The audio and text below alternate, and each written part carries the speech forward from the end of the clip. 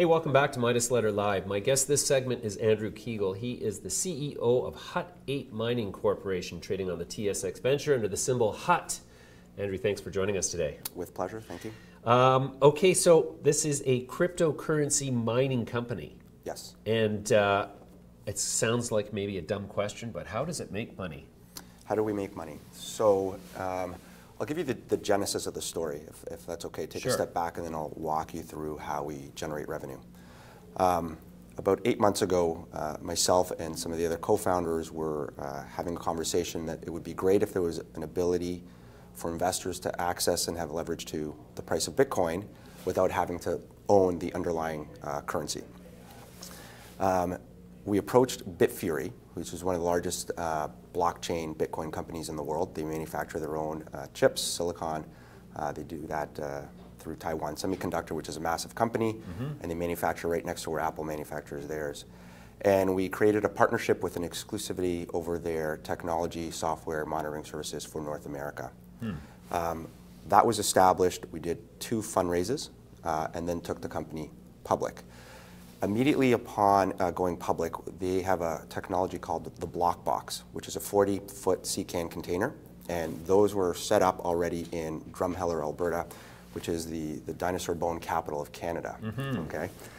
And so these boxes are there, they're sitting there plugged in, and upon the day after we closed our financing, we started mining. So on a daily basis, and this varies depending on the difficulty level and the price of Bitcoin, but on a daily basis, we have 17 boxes there operating right now, 18.7 megawatts. And on a daily we mine approximately 11 Bitcoin today. Okay. The way the revenue recognition works is Bitcoin is at about 8,400 US today. Let's call it $10,000 Canadian. We mark to market that on a daily basis. So 11 Bitcoin times $10,000 Canadian, that's $110,000 of revenue on a daily basis. Come September, I don't know if you've seen, we announced a great deal with the city of Medicine Hat in Alberta to basically take up another 42 megawatts. So we're dropping another 40 boxes in Alberta. So we'll have a total of 57 boxes operating approximately 60 megawatts.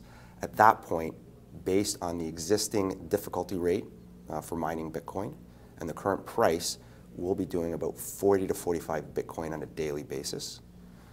Which would translate to $400,000 to $450,000 of revenue on a daily basis. Our margins are currently about 70%. So our cost for mining the Bitcoin, our gross margin, is about just under, depending on which site, but it's under $3,000 per Canadian per Bitcoin. And like I said, it's trading at about $8,400 US right now. So for somebody that wanted exposure to the Bitcoin market, and I don't know if you've ever tried to buy Bitcoin or if you own it. There's a long story there, which we won't get into. Well, it's very complicated, and that was really the genesis for doing this, which is like I do own Bitcoin, but you got to set up a hot wallet with an exchange. You got to wire money out to, Gibraltar or something like that. The money disappears, then shows up a few days later. You buy your Bitcoin, then you got to figure out how to store it safely because you don't want to get it hacked. Yes. And then you don't get anything reported on your monthly statement. So if you have an account at BMO or RBC, it doesn't show up. It's just sort of sitting out there online. The benefit of something like Hut8 is that if you buy something like Hut8, you have direct exposure to our Bitcoin and our holdings, and I'll get into that in a second. But it comes to you reported. I mean, it's eligible for registered accounts such as your RSP, TFSA. It comes on your monthly statement, and you can say, okay, here's my Hut8. This is how much Bitcoin they're holding. And you get that exposure to Bitcoin without actually having to go through all those steps. And we also secure it for you. So to date, we started mining. We closed our first round of financing, which was done at $2.50. We had close to $1 billion of demand worldwide for that round. Wow. So we purchased these block boxes in Drumheller and started mining on December 22nd, 7 boxes. We dropped another 10 boxes in on February 8th. And so that's our 17 boxes, the 18.7 megawatts. And since then, we've mined well over 1,000 Bitcoin. So at current prices, just our inventory is worth about $11 million, and that's in 3 months. As mentioned, we're going to quadruple the size of our operations That's already fully funded. You know, it's happening. There's been press released, and so, you know, at that point, we will have a tremendous amount of Bitcoin stored, and I can talk to you through our strategy with respect to what we do with that inventory. But, sure. But that's generally been the thesis. Okay, that's interesting. That's amazing. So I guess as long as Bitcoin stays above $3,000 per coin, you're making money, or does it? What's the sort of sensitivity there in terms of price of Bitcoin in your business model? So it's a very interesting question. So the difficulty in terms of how many people are trying to win that Bitcoin reward changes based on how many people are trying to get it, and that's called the hash rate. As the price of Bitcoin goes up, you have more miners trying to mine Bitcoin, so the difficulty goes up. Your likelihood of getting that reward decreases. As the price of Bitcoin comes down, less people are be able to do it because it's not profitable for them, and so we're able to mine more Bitcoin. And so we're sort of hedged. Now, if Bitcoin went down to, you know, $100, yes, there's an issue. But we are protected in terms of if the price comes down, we're able to mine more Bitcoin. And as the price goes up, we're able to mine less, but we have that in our inventory. And one of the things that we've been looking at and exploring is we did a regression analysis on this difficulty level, the hash rate, and the price of Bitcoin. And depending on what period of time you look at it on, it's somewhere between 0.5 to 0.8 correlation between the price and the difficulty level. Today, the difficulty level is at about 30,000. So what that would imply, based on a 3-year regression, call it the mean is about 0.5. Okay. So at a $30,000 hash rate, that would imply a $15,000 Bitcoin price, US. We're currently trading below that. So from the perspective of the company, we view a lot of this as capital allocation. As long as the price of Bitcoin is trading below that mean, below that $15,000 level for that correlation, we think that's a great buying opportunity. We think that's a signal for us that our capital is best served by holding that Bitcoin. Once it rises above that mean, and it varies up and down, then we would view that as a potential selling opportunity, where we can capitalize on that price. And again, as the price goes up, and depending on how fast it goes up, our margins and our EBITDA would also increase. Okay. Interesting. That's a lot to absorb. Yeah, sorry. No, it's quite all right. Okay, so then you would obviously be a reasonably good person to ask about the price action in Bitcoin, cryptocurrencies generally, but let's focus on Bitcoin. Sure. The level of volatility in the course of the last year has been, you know, pretty outstanding, to the point where one would argue that it cannot possibly operate as a stable currency with such volatility. Obviously, merely a circumstance of growing pains in the fact that it's new. Is the future of Bitcoin, in your estimation, I mean, it's somewhat obvious because you've invested your entire professional existence in it, but what is it about the future price of Bitcoin, or where does it seem to imply from your experience that it's going to level off and become more stable? Sure. So let's think back to the genesis of Bitcoin. Bitcoin, the original white paper for Bitcoin came out in October 2008. And if you recall what was happening at that time, that was sort of the crux of the global recession.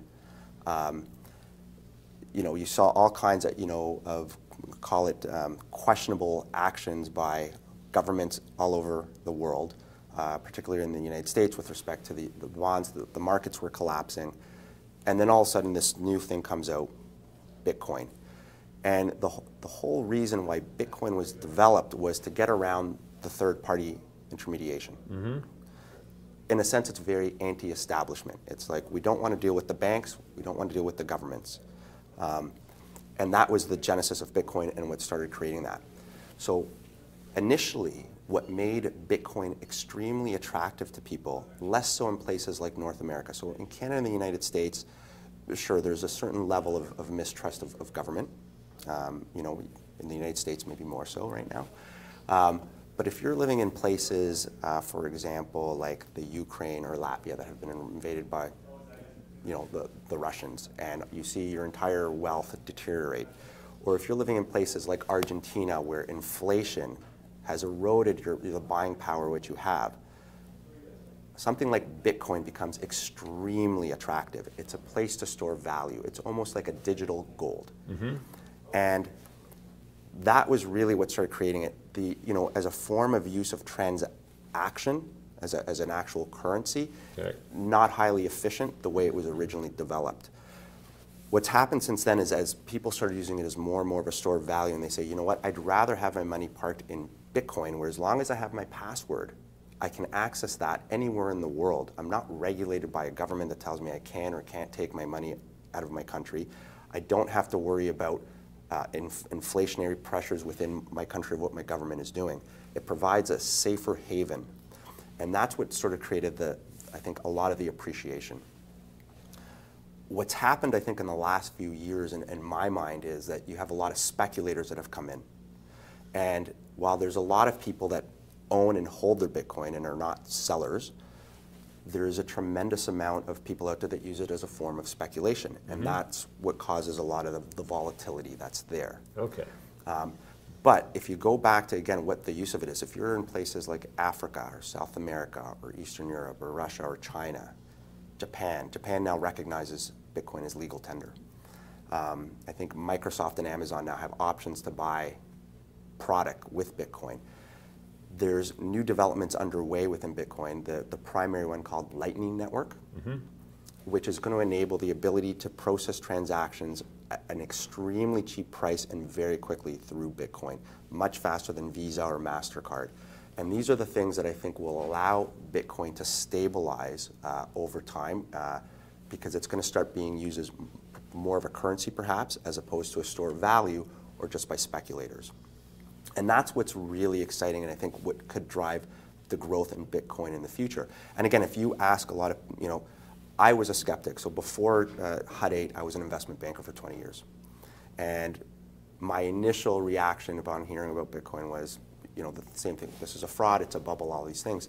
And as I started digging deeper and learning more about it, I became more fascinated with what it was and the potential uses for it. And so as I look at that and I see what the future is, I think it's the CEO of Twitter said he thinks, he's put out a public bet that he thinks it's going to $500,000 in 4 years. Right. And I think the people that are sophisticated in seeing what its potential is see the tremendous amount of value that's there. So Bitcoin is divisible by 8. So you can put it up into separate pieces. The smallest piece is called the Satoshi. And in places like the Republic of Georgia, they're actually attaching land title to pieces of Bitcoin. Now, again, in a Canadian or American context, you'd be like, well, why do you want to do that? But if you're in the context of an area where, the threat of things being taken from you is a potential reality, being able to attach something that is publicly, throughout the world recognizes, hey, I own this, this is mine, and whether it gets taken away or not, I have evidence here, is of tremendous value, and it's very compelling for people all over the world. That is probably the most rational argument I have yet heard as to why Bitcoin will succeed. Andrew, we're going to have to leave it there for now. That's actually double what the usual interview is, but I didn't want to interrupt you because seriously, I've just had a tremendous education, for which I thank you. We will come back to you in the near future. Thanks for joining us today. Anytime. Thank you very much.